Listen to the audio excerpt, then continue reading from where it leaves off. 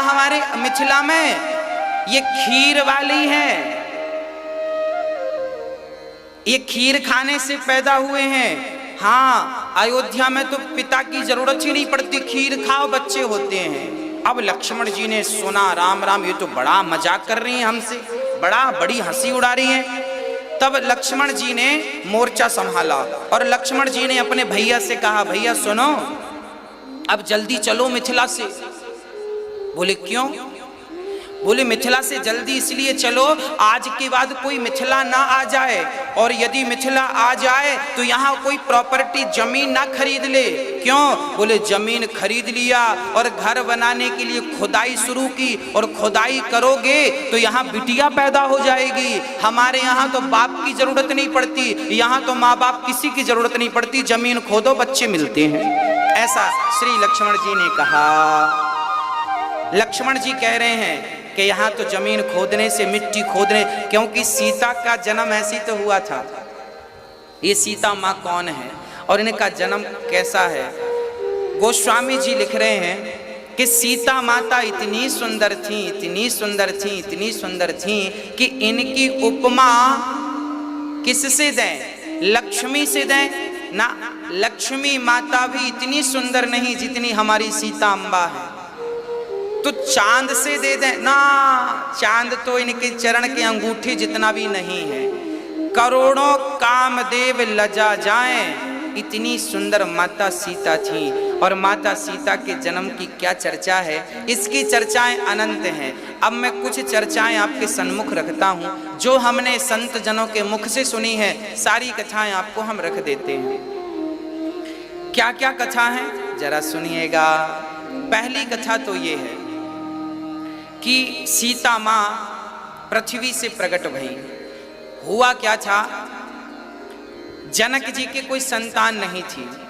तब जनक जी ने भगवान से बहुत प्रार्थना की, बहुत पूजा की कि प्रभु कोई संतान हो।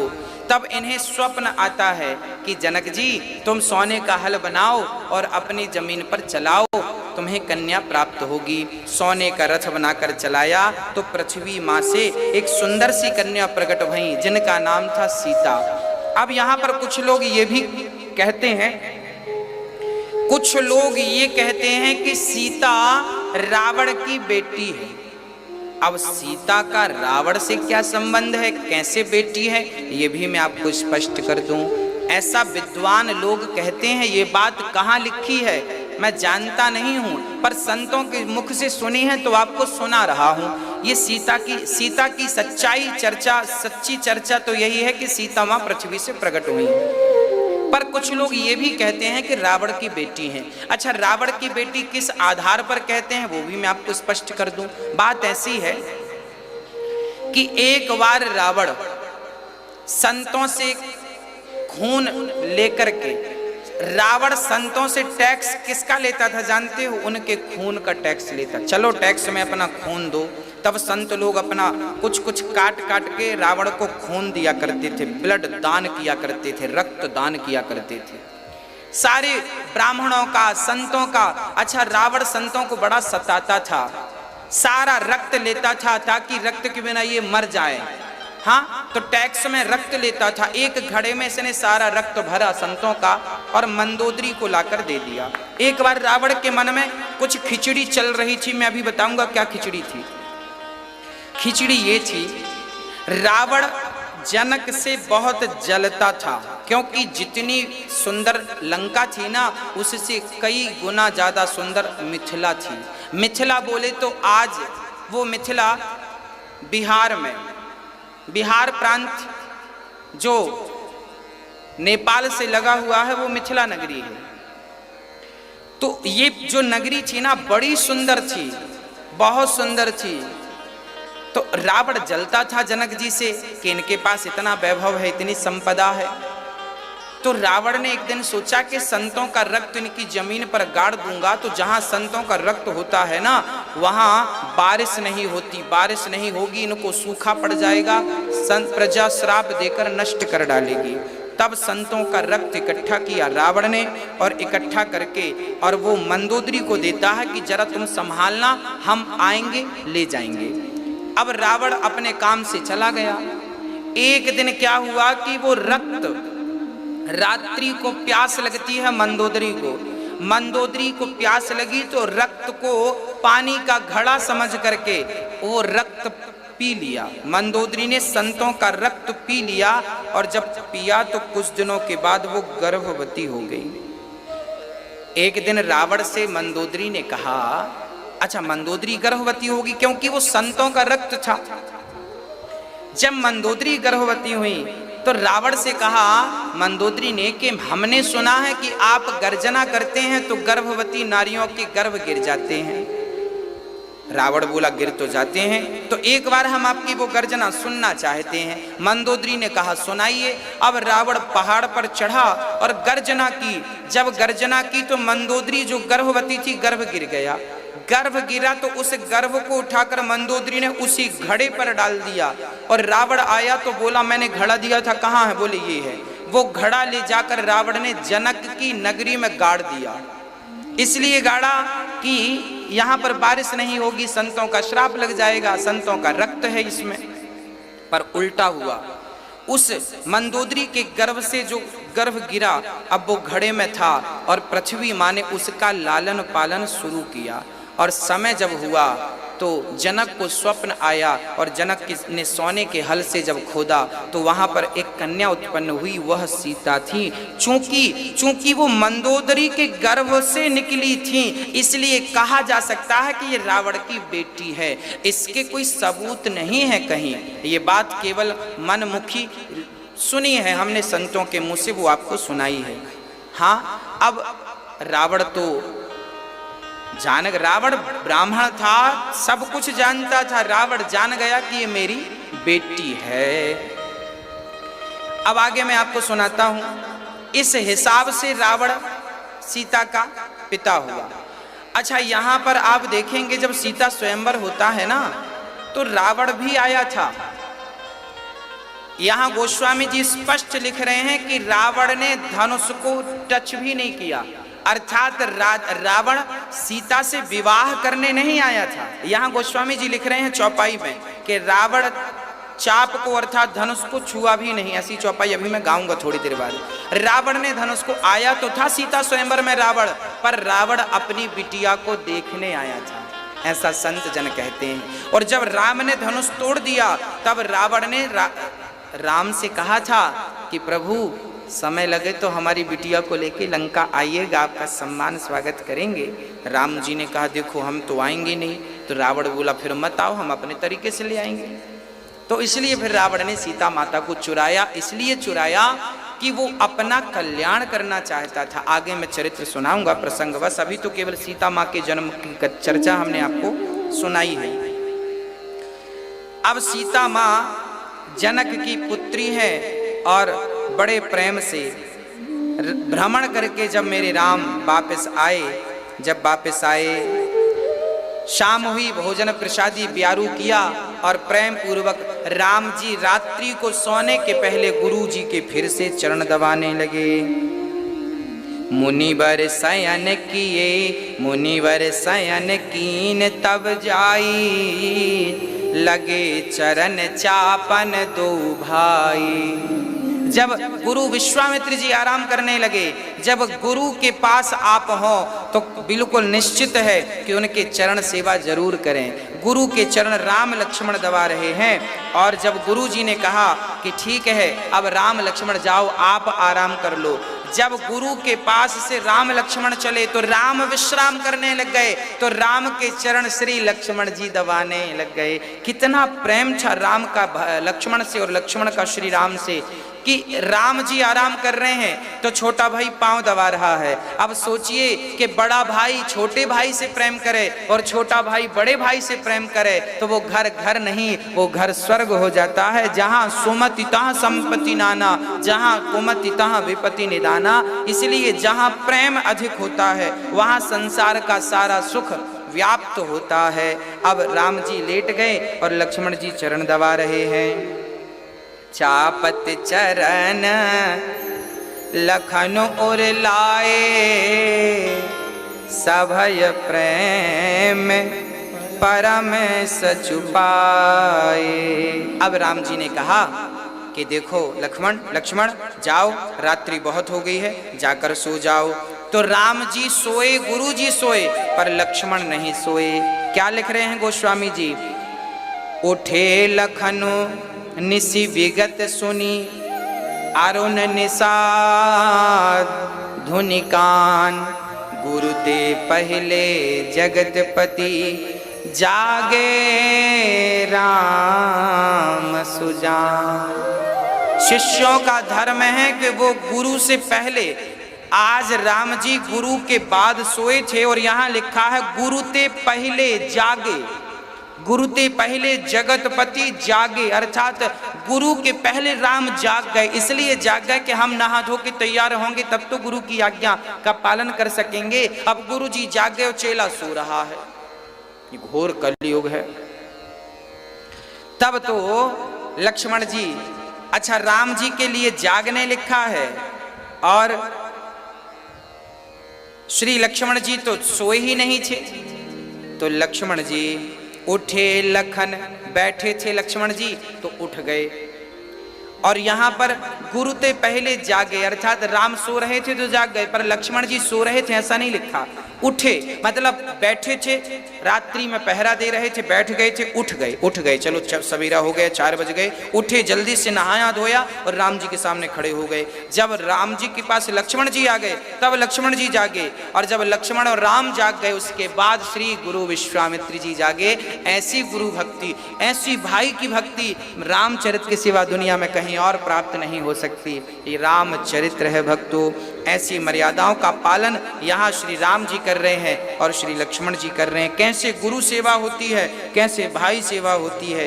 अब सुबह हुआ, गुरु जी स्नान ध्यान करके पूजा पर बैठ रहे हैं, और जब पूजा पर बैठे ना तो हमारे श्री राम जी चल पड़े। कहाँ जा रहे हैं? बोले पुष्प लेने जा रहे, चलो पुष्प वाटिका से जरा पुष्प तोड़ लावें। और जब पुष्प लेने गए तो कितना बढ़िया दर्शन है ना? माली ने देखा कि कोई बगीचे में घुसा चला आ रहा है। तभी बगीचे के मालिक ने, अर्थात वो बगीचा केवल किशोरी जी का था, वहां केवल श्री सीता मां जा सकती थी। पर जब वहां खड़े उस माली ने राम को देखा, राम को देखते ही सब कुछ भूल गया कि मैं किसका माली हूँ, कहाँ का हूँ। राम ने कहा भैया हम पुष्प गुरुदेव के लिए तोड़ने आए हैं, क्या आप किस बगीचे से तोड़ लें? माली मना कर ना सका। बस प्रिय भक्तों, ये छोटी सी बात यहाँ पर ये दर्शाती है कि आपका व्यक्तित्व ऐसा हो कि सामने वाला आपकी बिना कुछ सुने, केवल आपको देख कर ही आपके लिए रास्ता खाली कर दे। आपका व्यक्तित्व, आपका चरित्र जब उच्च कोटि का होगा ना, तो आपका चरित्र आपके स्वरूप पर, आपके संस्कार आपके स्वरूप पर दिखेंगे। राम का व्यक्तित्व ऐसा था, माली रोक ना सका। अब राम पुष्प वाटिका में गए और पुष्प तोड़ने लग गए गुरुदेव के लिए। बड़ी सुंदर छवि थी मेरे राघव की, बड़ा सुंदर दृश्य था। अब सुकल्पना करिए कि पुष्प वाटिका बड़ी हरी भरी थी, बड़ा सुंदर था, सुंदर सी हवा चल रही थी, सुंदर से पुष्प श्री राम अपने हाथ से गुरुदेव के लिए चुन रहे हैं। उसी क्षण सीता जी अपनी सहेलियों के सहित उसी पुष्प वाटिका में, उनकी देवी का मंदिर था, जगत जननी जगदम्बा का, भवानी का। हाँ, तो माता सीता उसी पुष्प वाटिका में सुबह सुबह आई और वो भी पुष्प तोड़कर पूजा करने गई। अच्छा, वो तो पूजा करने गई, पर सीता की सहेलियों में एक सहेली ने, एक सखी ने कहा कि आप लोग पूजा करने जाओ, जरा मैं जंगल की, अपने बगीचे की सुंदरता देखकर आती हूं। तब क्या हुआ? एक सखी सिय संग बिहाई और गई रही देखन फुलवाई। तेहि दो बंधु बिलो के जाई, प्रेम विवश सीता पही आई। बड़ा सुंदर। यहाँ राम पुष्प तोड़ रहे थे बगीचे में और यहाँ सखियों के सहे सीता जी आई। तभी एक सखी को लगा कि चलो जरा बगीचे देख लेते हैं। वो सीता को छोड़कर, मंदिर को छोड़कर, और वो घूमने निकल गई। अब जब घूमने निकल गई तो उसकी छवि, उसकी नजर राम पर पड़ी, लक्ष्मण पर पड़ी। और ज्यों राम लक्ष्मण को देखा, उस सखी ने मानो उसे संसार का सारा सुख मिल गया हो, झूमने लगी, नाचने लगी, दौड़ी दौड़ी सीता सीता सीता सीता। क्या हुआ? अरे चल तो सही। सीता जी बोली मैं पुष्प चढ़ा दूं माता जी को। अरे तू आके चढ़ाना, पूजा कर लूं, आके करना। अब लो, अब यहाँ कितना बढ़िया संकेत है कि जो सखियां रोज पूजा करने मंदिर जाती थी, उन्हें तो राम का दर्शन पहले नहीं हुआ, और जो मंदिर नहीं गई, घूमने निकल गई, राम उसे मिल गए। इसका तात्पर्य क्या है? बोले भगवान जिसे अपना दर्शन देना चाहते हैं उसे भगवान दर्शन दे सकते हैं, जब चाहे, जहां चाहे, जैसे चाहे। भगवान कहते हैं कि मुझे पाने की योग्यता भी नहीं। अच्छा, कोई कहे कि भगवान को पाने की ये योग्यता है। भाई आपको सरकारी जॉब करना है तो वहां पर तो एक निश्चित है ना कि आपके पास ये डिग्रियां होनी चाहिए। पर भगवान को पाना हो तो क्या 1 लाख माला जपने से भगवान मिलते हैं? क्या 1000 यज्ञ करने से भगवान? यदि मिलते, भगवान लिख कर दे दें कि भाई तुम इतना करोगे तो मैं मिल जाऊंगा, तो जरूरी नहीं है कितना करने के बाद भी भगवान मिल जाए।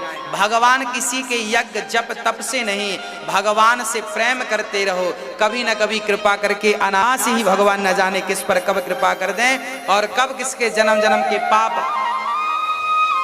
संचित हो जाए और कब किसे राघव का दर्शन। ये जो सखी थी, एक सखी सी संग बिहाई, ये सखी कौन थी? ये उर्मिला जी थी। जो सखियों से विछड़ गई सखी, वो सखी कौन थी? उर्मिला थी। जब उर्मिला जी ने लक्ष्मण जी को देखा, देखती रह गईं। मानो उर्मिला जी को लगा जिसकी तलाश थी वो तो यही है। सीता को बतलाती हैं और सीता मैया को पकड़ कर लाती हैं। अब सीता मैया जब आई, यहाँ राम अपनी मस्ती में पुष्प तोड़ रहे थे, लक्ष्मण जी अपनी मस्ती से पुष्प चुन रहे थे, और यहाँ श्री जानकी जी जब आई, किशोरी जी जब आई, तो राम को ऐसा लगा कि कोई आ रहा है हमारी तरफ। तुरंत राम की नजरें उठी, और जैसी राम की नजरें उठी, यहाँ सीता जी आ रही थी और सीता जी नजरें झुकाकर चल रही थी। और जैसे ही सखियों ने कहा देख वो है, और जैसे ही श्री जानकी जी ने श्री राम को आंख उठाकर देखा तो आंख सीता जी की राम की आंख से मिल गई और राम की आंख सीता माँ की आंख से मिल गई। दोनों ने एक दूसरे को देखना शुरू कर दिया। आप पलक दृष्टि से सीता जी राम को और राम जी सीता को देखते रहे, और वहां जितनी सखियां थीं सारी मानो पागल हो गई हों। उनकी पलक झपकती नहीं, शरीर बिल्कुल जड़वत हो गया, शरीर हिलने को तैयार नहीं है। माँ जगत जननी जगदम्बा सीता माँ ने तो राम को जब देखा, आहा कितने सुंदर थे मेरे राम। आज जगत का पालनहार जिस परमात्मा ने संसार की स्त्रियां इतनी सुंदर बनाई, पुरुष इतने सुंदर बनाए, पशु पक्षी इतना सुंदर बनाया, जब उन्होंने अपने आप को रचा होगा तो स्वयं अपने आप को कैसा रचा होगा, वो स्वयं कैसे होंगे। और वही जगदम्बा श्री जानकी जू आज श्री राम को और श्री राम जी माँ जगत जननी जी को देख रहे। आप पलक दृष्टि से बस देखते जा रहे हैं, देखते जा रहे हैं, नजर हिलने को तैयार नहीं। अब क्या हुआ, सारी सखियां खड़ी हैं और यहाँ श्री लक्ष्मण जी जब पुष्प तोड़ के घूमे, इस तरफ मुंह किया, और जब लक्ष्मण की दृष्टि पड़ी तो लक्ष्मण जी भी निहाल हो गए देख करके। लक्ष्मण जी किसे देख रहे हैं? उर्मिला की तरफ देख रहे हैं। उर्मिला लक्ष्मण को देख रही हैं और सीता जी राम को और राम जी सीता जी को देख रहे हैं। देखते मानो सीता जी राम को इसलिए देख रही हैं कि राम की ये तस्वीर, राम की ये झांकी, राम का ये स्वरूप मैं उठा करके अपने हृदय में, अपने चित्त में बसा लूं। और देखते सिया जी ने श्री जानकी जानकी जी ने अपने नेत्रों को, अपने नयनों को मानो बंद कर लिया। क्यों बंद कर लिया? सीता जी से पूछा आपने नेत्रों को बंद क्यों कर लिया? तब सीता जी बोली हैं मैंने नेत्रों को बंद नहीं किया, मैंने तो राम को हृदय में बसा करके दरवाजों को बंद कर लिया ताकि मेरे राम बाहर निकल ना जाए। नेत्रों को नहीं, ये तो कपाटों को, दरवाजों को सीता जी ने बंद कर लिया। प्रिय भक्तों, ये दर्शन की पद्धति सीता माँ हमें देकर के जा रही हैं। कभी भी भगवान का दर्शन किया करो तो कैसे दर्शन करना चाहिए आपको? बोले भगवान के मंदिर में जब जाओ तो दर्शन कैसे करो? बोले भगवान को देखो देखो, बार बार देखते रहो। आप पलक बिना पलक झपकाए भगवान को देखते रहो, देखते रहो, देखते रहो। उनका श्रृंगार कैसा है, उनकी आंख कैसी है, उनके गाल कैसे हैं, उनका हृदय कैसा है, उनके चरण कैसे हैं, उनके हाथ कैसे हैं। एक एक अंग को देखो और देख देख करके फिर जानकी जी की तरह नेत्रों को बंद कर लो, फिर आंख बंद करके। अच्छा, सीता जी ने आंख बंद क्यों की? क्योंकि सीता जी को लगा ये तो अभी सामने खड़े हैं और अभी हम यहाँ से चली जाएंगी, यहाँ से जाने के बाद हम इनका ध्यान करेंगी तो ये आएंगे कि नहीं। तो आंख बंद करके सीता जी ने पहले ही प्रैक्टिकल कर लिया कि आंख बंद करके देखती हूँ कि नहीं, देखती हूँ आते हैं कि नहीं। और जब आंख बंद करके सीता जी ने देखा तो जो राम को अभी बाहर पा रही थी उन्हीं राम को अब अपने भीतर पाना शुरू कर दिया माँ जगत जननी ने, सीता जी ने। और यहाँ राम का भी हालत, राम जी की हालत भी ठीक नहीं थी। अब तो राम जी जहां देखें, जिस तरफ देखें, ऐसी छवि चित्त में बस गई कि अब तो सीता के सिवा राम को कुछ नजर ही नहीं आता। अब तो पुष्प में भी सीता जी नजर आने लगी। अब तो जो श्रृंगार जिस पर पुष्प रखे थे ना, उस पर भी राघव को सीता जी नजर आने लगी। और अब राम जी देख रहे हैं, सीता जी फिर आंख खोल के राघव को देखी। तब तो लक्ष्मण जी ने कहा सरकार बहुत हो गई, अब चलो गुरुजी लेट हो रहे हैं, उस पे भी तो देने हैं। अच्छा ठीक है चलते हैं। अब यहाँ राम जी को लक्ष्मण जी ने कहा वहां सखियां सीता जी से कहीं बस कर सीता, कल फिर आएंगे स्वयंवर में, उन्हें खूब देख लेना। अब सीता को लेकर गई और जब सीता जी आगे गई तो सीता जी ने क्या किया? सीता जी ने प्रार्थना करनी शुरू कर दी। हाँ, एक एक अंग को जब देखा सीता जी ने, उनके मोर पंख लगे हुए थे, कानों को देखा, हृदय को देखा, गालों को देखा, अधरों को देखा। और उसके बाद सीता जी ने जिस देवी की पूजा करना चाहा उन देवी से कहा जानी गौरे अनुकूल सिया हिय हर सुन जाए कही मंजुल मंगल मूल बाम अंग फड़कन लगे। सीता जी अपनी देवी से हाथ जोड़कर कह रही हैं जगत जननी से कि मन जाहे राच्यों, हे माता जी मुझे वही वर दीजिए जिसमें मेरा मन लग गया। मन जाहे राच्यों मिलहि सोवर, हमें वही वर मिले जिसमें हमारा अब मन लग चुका है। मन जाहे राच्यों मिलहि सोवर। और माता जी कह रही सहज में मिल जाए, ज्यादा हमें परेशान होना ना पड़े। सहज सुंदर, जो सुंदर वाले हैं ना वो। अब माता जी ने, जगत जननी ने कहा सीता वहां तो दो पुरुष खड़े थे, तुम्हें कौन सा पसंद आया बताओ, फिर हम उसी की व्यवस्था करें। तो सीता जी ने कहा सावरो। वहां दो खड़े थे ना, एक गोरे थे, गोरे लक्ष्मण जी और सांवले राम जी। सीता जी बोली गोरे नहीं सावरो, और ऐसा हमें चाहिए करुणा निधान। अब देखिए सीता जी क्या कह रही हैं, करुणा निधान। सीता जी ने आज राम का नामकरण कर दिया। पत्नी ना अपने पति को प्यार से कुछ बोलती है, अब क्या बोलती है वो तो आपको ही पता होगा, हमें नहीं। पर हमें इतना जरूर पता है कि सीता जी राम को प्यार से, जानते हो क्या बोलती थी? करुणा निधान। कहते हैं स्त्रियां अपने पति का नाम नहीं लेती, स्त्रियों को कभी भी अपने पति का नाम लेकर नहीं बुलाना चाहिए। पर आजकल तो फैशन का जमाना है, पत्नियां तो खूब नाम ले लेकर के बुलाती हैं। कहते हैं पत्नी यदि पति को नाम लेकर बुलाती है तो पति की आयु कम हो जाती है। उम्र कम हो जाती। पर आजकल कौन समझाए, सब पढ़े लिखे लोग हैं। मूर्खों को समझाया जा सकता है, पढ़े लिखों को नहीं समझाया जा सकता। हाँ, स्त्री को कभी भी अपने पति का नाम नहीं लेना चाहिए। अच्छा, नाम कब लेना चाहिए? सीता जी ने राम का नाम कब लिया? बोले जब रावण ने चुरा लिया। जब विषम परिस्थिति आ जाए, जब आपके सामने ऐसा हो कि आपके सामने बहुत बड़ा संकट आकर खड़ा हो और जब आपको नाम लेना ही पड़े, तब उस स्थिति में जब रावण चुराया तब सीता ने लिया। अब आपको कोई चुराए तब आप ले लो, तब फिर कोई बात नहीं। अब कोई चुरा ही नहीं रहा फिर भी आप नाम लिए जा रही हो, तब तो गलत है। हाँ, तो ये पाप हो जाएगा। तो नारी को कभी भी अपने पति का नाम नहीं लेना चाहिए। पुत्र को बड़े पुत्र का, कहते हैं पिता को भी बड़े बेटे का नाम नहीं लेना चाहिए। हाँ, परंतु यहां पर श्री जानकी जी राम जी का नाम क्या रखती हैं? करुणा निधान। हर जगह सीता माँ राम को किस नाम से बुलाती थी? करुणा निधान।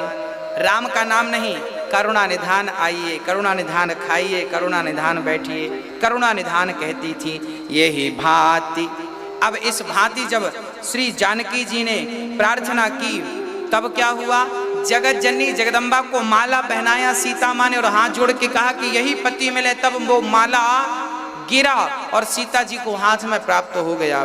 कई बार आप भगवान को पुष्प चढ़ाते हैं और चढ़ाने से वो पुष्प गिर जाता है, आपको लगता गिर गए, गिरा नहीं, वो आशीर्वाद स्वरूप परमात्मा ने आपको दे दिया। जिस कार्य के लिए आपने हाथ जोड़ा था वो कार्य आपका सिद्ध होगा।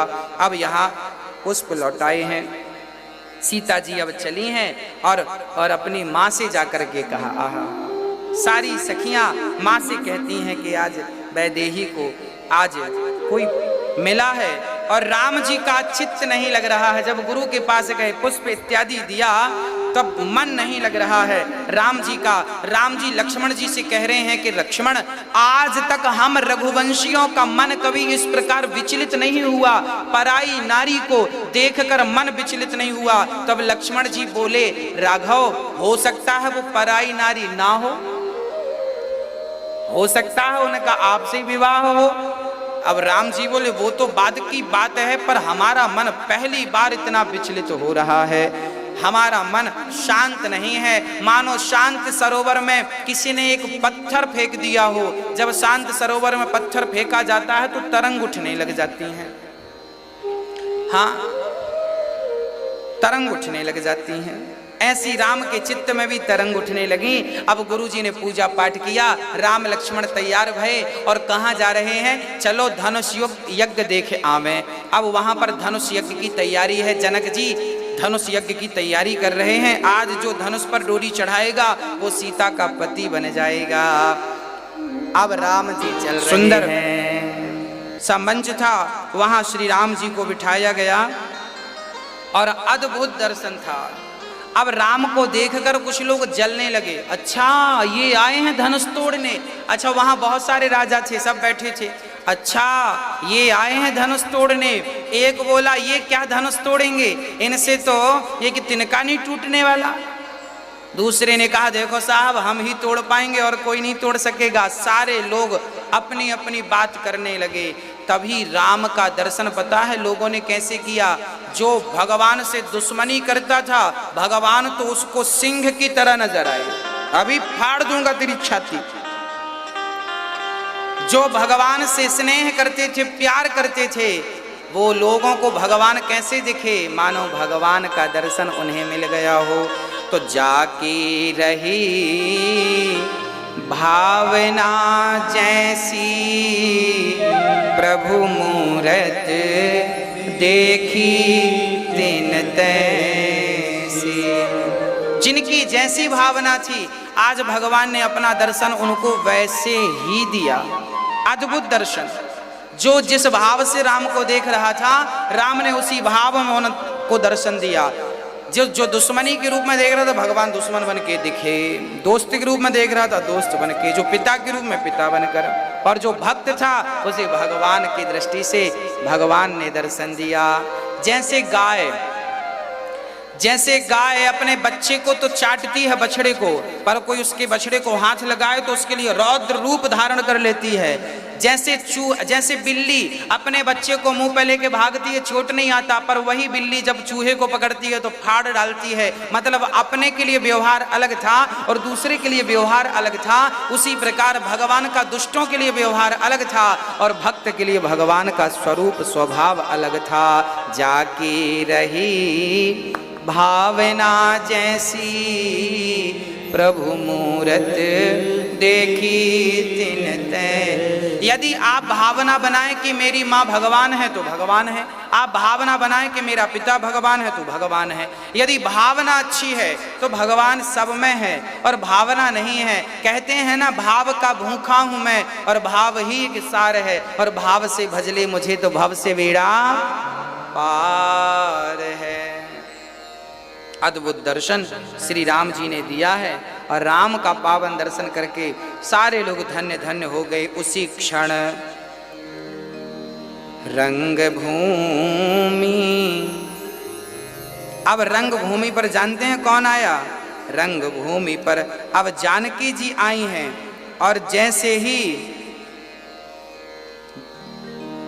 सीता जी का आगमन हो, रंग भूमि जब सिय पगुधारी देखे रूप मोहे नर नारी।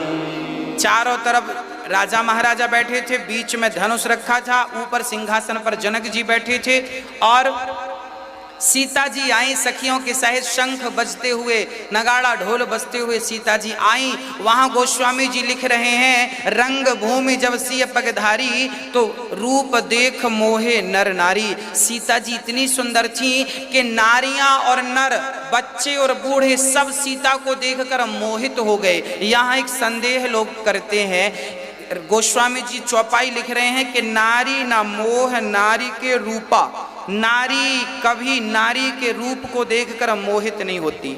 अर्थात कोई स्त्री कितनी भी सुंदर हो, पर एक सुंदर स्त्री दूसरी स्त्री को अच्छी नहीं लगती। दूसरी स्त्री अर्थात स्त्रियां कभी स्त्रियों को अपने से ज्यादा सुंदर नहीं मानती। स्त्रियों को लगता है हम ही सबसे सुंदर हैं। ये बात रामचरितमानस में लिखी है। स्त्रियां अपने से सुंदर कभी किसी को नहीं मानती। स्त्रियों को लगता है हम ही सबसे ज्यादा सुंदर हैं और तुम क्या हो हमारे सामने। हाँ, नारी ना मोह नारी के रूपा, स्त्रियां कभी स्त्रियों को देखकर मोहित नहीं होती। पर यहाँ लिखा है कि रंग भूमि जब सिय पगधारी तो रूप देख मोहे नर नारी। नारियां नारियों को देखकर मोहित नहीं होती, पर आज नारियां सीता को देखकर मोहित हो गईं। अब यहाँ प्रश्न खड़ा हुआ कि जब नारियां मोहित होती ही नहीं है तो सीता को देखकर मोहित क्यों हो गई? तब समाधान देते हैं कि सांसारिक नारियां अलग हैं और सीता कोई सांसारिक नारी थोड़ी है, ये तो जगत जननी है। आज इन्हें देखकर संसार मोहित हो रहा है तो इसमें कोई आश्चर्य नहीं मानना चाहिए, क्योंकि ये कोई साधारण स्त्री तो है नहीं, ये तो जगदम्बा है। स्वयं भगवान के लिए अवतार लिया है, माने लीला के लिए लिया है। तो सांसारिक स्त्रियों से इन स्त्रियों की, इन सीता मैया की तुलना नहीं की जा सकती। इसलिए यहाँ पर लिखा है कि रंग भूमि जब सिय पगधारी तो रूप देख मोहे नर नारी। सारे लोग मोहित हो गए, चाहे वो स्त्री हो, पुरुष हो, बच्चे हो, बूढ़े हों। अब सीता जी आसन पर ऊपर बैठी हैं झरोखे पर, और वहाँ पर उनकी माँ भी बैठी हैं और जनक जी भी बैठे हैं। और यहाँ पर बंदी जन आ गए और बंदी जन कह रहे हैं, सुनो सुनो सुनो, जनक ने प्रण लिया है कि जो इस धनुष को उठाकर इस पर डोरी चढ़ाएगा वही सीता का पति कहलाएगा। बंदी जन गा बजा करके ये बात कह के चले गए अपनी जगह पर। अब राजा महाराजा लोग बड़े प्रेम से, अब सबसे पहले एक सज्जन खड़े हुए, मैं धनुष तोड़ूंगा और इस कन्या का पति मैं बनूंगा। अब गए धनुष के पास, एक हाथ को उनको लगा ये मेरे बाएं हाथ का काम है, धनुष को पकड़ा, हिलाए, हिला नहीं, दोनों हाथ से जोर लगाया, दोनों हाथ लगाने के बाद पसीने पसीने हो गए, उठा नहीं। अब दूसरे राजा ने तुम क्या हो, तुमसे उठा नहीं, देखो हम कैसे उठाते हैं। एक राजा गया। अब यहाँ विडंबना क्या थी कि एक राजा जब जाता था ना तो भगवान से कहता था, हे भगवान धनुष हमसे ही उठे। वहां पर बैठे कितने राजा थे? बोले 10,000 राजा थे। तो एक राजा कहता कि हमसे धनुष उठ जाए, और बाकी जो 9,999 राजा थे वो कहते मन ही मन, हे भगवान इससे ना उठे। तो अब आप ही बताओ कि भगवान एक की सुनेंगे कि 9,909 की सुनेंगे, 999 की सुनेंगे? एक कह रहा है हमसे धनुष उठ जाए, बाकी कह रहे हैं ना ना ना इससे ना हमसे उठे। अब वो भी हार के आ गया। फिर तीसरा गया, धनुष हिलाया, उठाने का बहुत प्रयास किया, उठा नहीं। सारे राजाओं ने ट्राई कर लिया। तब क्या हुआ? भूप सहस 10 एक ही 12, लगे उठावन टरहि न टारा। अब जब एक एक करके 10,000 राजाओं ने ट्राई कर लिया, धनुष हिला नहीं। तब जानते हैं क्या हुआ? उन सारे राजाओं ने एक साथ धनुष उठाया। यहां पर यह भाव भी है कि एक ही वारा, भूप सहस 10 एक ही वारा, एक ही वार मतलब एक ही दिन में 10,000 राजाओं ने ट्राई किया, पर धनुष था जो हिलने का भी नाम नहीं लिया। अब बड़े चक्कर में पड़ गए, क्या करें क्या करें क्या करें। हिला भी नहीं किसी से। एक ही वारा मतलब एक ही दिन में सारे राजाओं ने प्रयास किया, पर धनुष नहीं हिला। अच्छा, वार एक ही वारा, वार कितने होते हैं? हम आपसे पूछ रहे हैं वार कितने होते हैं? तब आप कहेंगे 7 वार होते हैं। सोमवार, मंगलवार, बुधवार, गुरुवार, शुक्रवार, शनिवार, रविवार, 7 वार होते हैं। सबसे बढ़िया वार कौन सा है इन 7 में? कोई कहेगा सोमवार, कोई मंगल, कोई बुध, कोई गुरु, कोई शुक्र, कोई शनि, कोई रवि। पर हमें लगता है कि इन 7 वारों से भी बढ़िया एक वार और है। बोले परिवार। जिसका परिवार अच्छा है उसके लिए 7 वार अच्छे हैं, 300 दिन अच्छे हैं और पूरी जिंदगानी अच्छी। और जिसका परिवार ही अच्छा नहीं तो क्या सोमवार, क्या मंगलवार, क्या बुधवार, क्या गुरुवार, क्या शुक्रवार। हाँ जी। अब इस प्रकार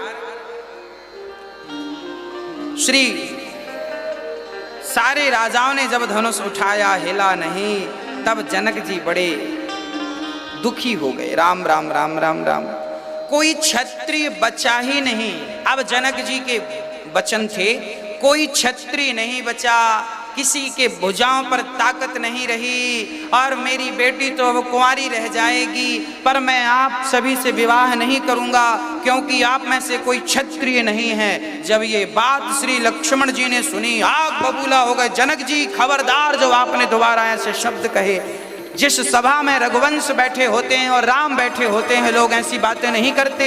आप कहें तो मैं इस धनुष को क्या पूरी पृथ्वी को गोल गेंद की तरह लेके और 100 कोस तक दौड़ के चला जाऊं। आप कहें तो तिनके की तरह ये पृथ्वी को चकनाचूर कर दूं। और ये धनुष को क्या कहें। अब जब लक्ष्मण जी ने क्रोध में आकर, आप शेषावतार हैं, ये सब कर सकते हैं। अब जब लक्ष्मण जी ने बातें कहीं, जनक जी शांत हो गए। और जब जनक जी शांत भये तो गुरुदेव ने लक्ष्मण का क्रोध शांत किया। लक्ष्मण लक्ष्मण सुनो, आप क्रोध ना करो, बाजू में आकर बैठ जाओ। अच्छा, लक्ष्मण जी कह रहे हैं हमसे कहो, हम तोड़ देते हैं। अब सोचो कि लक्ष्मण जी धनुष तोड़ देते तो फिर सीता लक्ष्मण की हो जाती, फिर राम क्या क्या होता? फिर राम जी को बाबा जी बनना पड़ता, फिर राम जी थोड़ी शादी करते।